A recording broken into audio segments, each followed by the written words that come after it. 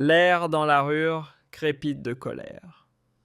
Des milliers de travailleurs, des ouvriers sidérurgistes venus du bassin de la Rure, des chauffeurs poids lourds du Bergy-Chélan, des ouvriers d'usine du Rhin, se sont rassemblés. Leur banderole claque au avant AFD, la voix du peuple, et abattons le mur de feu pour une NRV libre. Cette manifestation née d'un élan spontané n'avait pourtant rien de fortuit. Elle était l'explosion d'une bombe qui menaçait depuis longtemps. Tout a commencé par la dernière déclaration de Friedrich Merz. Lors d'un événement de la CDU en NRW, Merz montre une fois de plus à quel point il est déconnecté de la réalité des travailleurs ordinaires. Des millions de personnes luttent chaque mois pour survivre. Les factures s'accumulent, les loyers flambent, les prix de l'énergie s'envolent. Et Merz ose demander pourquoi ils ne gagnent pas simplement 2000 € comme si la pauvreté relevait d'un choix.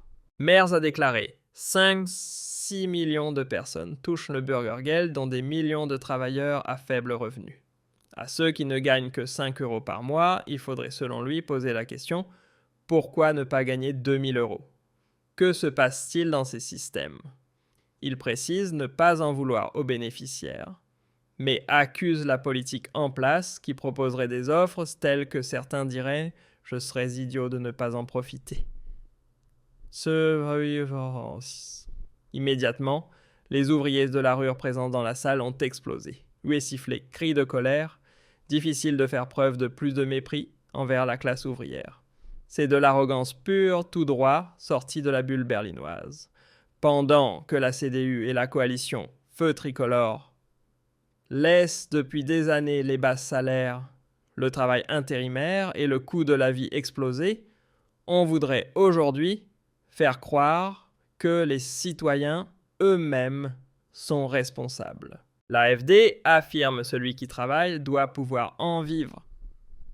Point final. Alice Weidel a sévèrement recadré Merz. Monsieur Merz semble vraiment vivre dans un autre monde.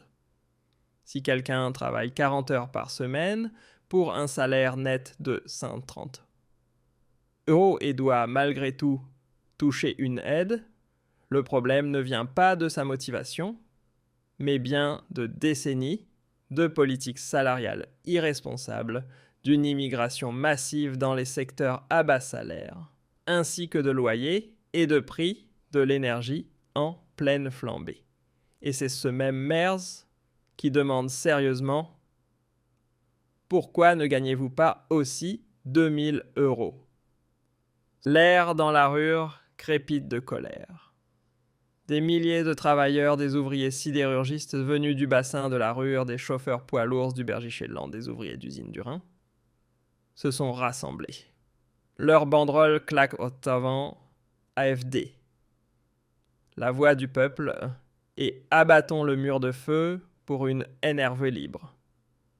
Cette manifestation née d'un élan spontané n'avait pourtant rien de fortuit.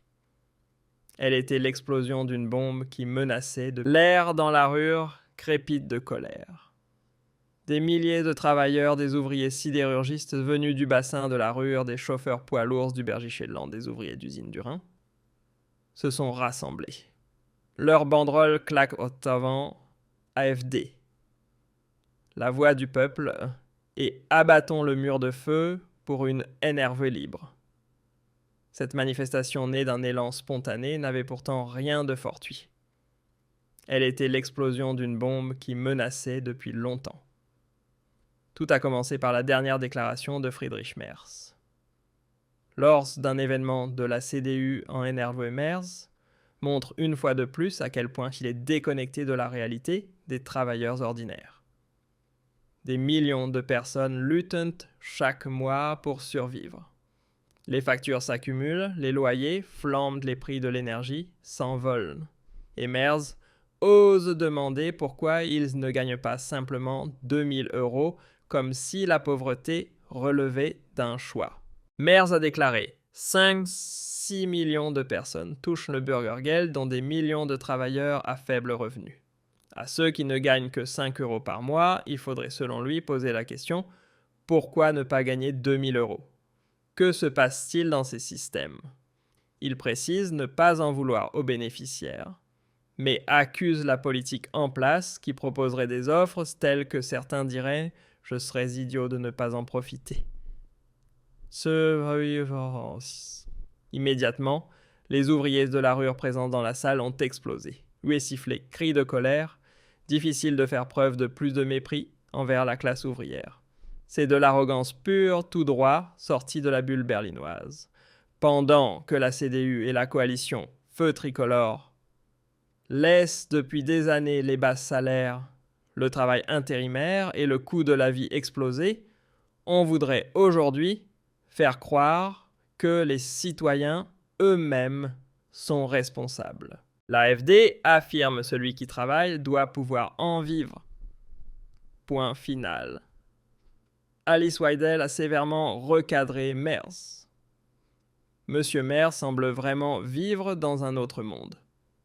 Si quelqu'un travaille 40 heures par semaine pour un salaire net de 130 € et doit malgré tout toucher une aide, le problème ne vient pas de sa motivation, mais bien de décennies de politiques salariales irresponsables, d'une immigration massive dans les secteurs à bas salaire, ainsi que de loyers et de prix de l'énergie en pleine flambée. Et c'est ce même Merz qui demande sérieusement « Pourquoi ne gagnez-vous pas aussi 2000 €? Ce n'est pas seulement déconnecté de la réalité, c'est cynique et insultant pour tous ceux qui travaillent dur chaque jour sans pouvoir joindre les deux bouts. Plongeons dans le cœur de la Ruhr, à Gelsenkirchen et Hagen. Deux véritables bastions ouvriers de Rhénanie du Nord-Westphalie, pourtant laissés pour compte, malgré leur situation centrale. Ici où les travailleurs courbent l'échine chaque jour, les promesses creuses ne passent plus. Dans des quartiers comme Hagen-Weringhausen, le quotidien est marqué par le manque de perspective. Beaucoup réclament simplement que l'Allemagne redevienne un pays au service de ses citoyens. Peu importe pour qui l'on vote, les partis traditionnels à leurs yeux ne produisent que du vent. C'est précisément pour cela que l'AfD connaît des percées historiques aux élections locales, frôlant les 30%. Des ouvriers de la Ruhr se sont unis et ont fondé un groupe appelé Ruhrpott für AfD, accusant la CDU de saper systématiquement l'industrie allemande. Selon eux, les chrétiens démocrates et leurs alliés politiques ont détruit les usines, délocalisé les emplois vers l'Est et inondé le pays de produits bon marché. L'AfD, elle dit stop et promet de protéger les travailleurs. À Gelsenkirchen, où le football est traditionnellement bleu comme celui du Schalke 04, la couleur politique a elle aussi viré au bleu. Lors des élections municipales de 2025, l'AfD a atteint un impressionnant 9 points et s'est hissé en tête de toutes les villes de NRW, à un souffle seulement derrière le SPD, accédant ainsi au second tour pour la mairie. Nulle part ailleurs. Dans la région, le parti n'a obtenu un tel score. En cause, une situation sociale dramatique. Le taux de chômage approche les 20%, l'un des plus élevés de toute l'Allemagne. Beaucoup de citoyens pointent du doigt l'immigration incontrôlée et un système politique qui, selon eux, défavorise les travailleurs locaux assidus et distribue injustement les aides sociales. Alice Weidel s'est rendue sur place à observer la situation de ses propres yeux et s'est dite choquée. Des villes comme Gelsenkirchen l'inquiètent particulièrement. Pour beaucoup de visiteurs, la réalité sur place donne une impression croissante de délabrement. Dans plusieurs quartiers, l'arabe domine comme langue du quotidien. Les rues sont jonchées de détritus et presque un commerce sur deux est soit un salon de coiffure, soit un kebab. Des groupes de personnes restent là inactifs dans les rues et sur les places. Pour beaucoup, cela ressemble au lent déclin d'un ancien bastion industriel. Les critiques accusent le gouvernement de transformer la Ruhr en ghetto social, où l'intégration échoue, la sécurité diminue et la qualité de vie des habitants de longue date se détériore. Gelsenkirchen fut pendant des décennies un bastion du SPD. En 2009, encore le parti s'y dépassait régulièrement les 50% et dominait la politique locale. Cette époque est révolue. L'AfD représente désormais une véritable concurrence. Sur place, Alice Weidel a échangé avec des jeunes à un kiosque et leur a demandé pour qui ils avaient voté. La réponse fut immédiate. Si on vote, c'est AfD. Et quand elle leur a demandé pourquoi, ils ont simplement répondu que la majorité autour d'eux votait pareil. L'un d'eux a ajouté qu'il suffisait d'avoir des yeux pour voir dans quel état se trouvait la ville. Pour beaucoup, à Gelsenkirchen, ce n'est plus seulement un vote de protestation, mais un mélange de frustration d'observation quotidienne et du sentiment que les partis traditionnels ne maîtrisent plus les problèmes locaux, chômage massif, dégradation de quartiers entiers, échec de l'intégration. Ce changement d'ambiance marque une rupture profonde dans une ville autrefois symbole de la tradition ouvrière social-démocrate.